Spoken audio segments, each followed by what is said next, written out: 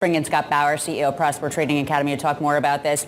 And Scott, this reaction in yields that Taylor was pointing out is really pretty incredible. And relative to the technicals, Taylor was talking about that 225. Yeah, I mean, it's really kind of right there at resistance. It's going to be interesting to see what happens here. Why isn't the VIX joining in on the volatility? Because we have stocks selling off too, but the VIX just kind of basically flat.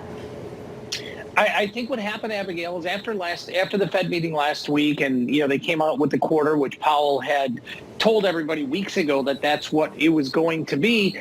The news was out, right? A little bit of the relief of what the expectation was going to be came out of the marketplace. So even though, he was hawkish last week, and even more so today, about as hawkish as we have ever heard him, the market is kind of in that mode now of accepting that a little bit. And I think that's why we're not seeing a huge reaction in the VIX. And like you just mentioned a minute or so ago, this is about the first time in maybe the last month, 6 weeks or so, that we're actually seeing the VIX trade in what's called contango, which is as you said, the more normal type of pattern rather than backwardation.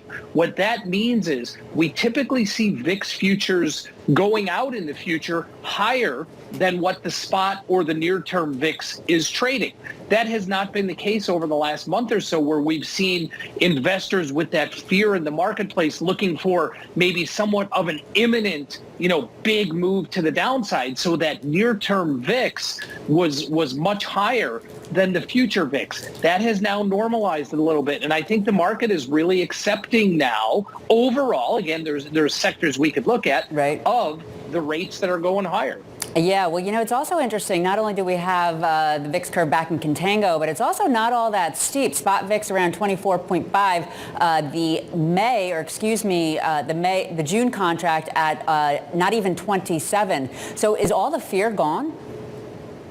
It's not gone. If it was gone, I think we would see maybe sub 20 VIX again, which we're probably not going to see for quite a while. It's not gone.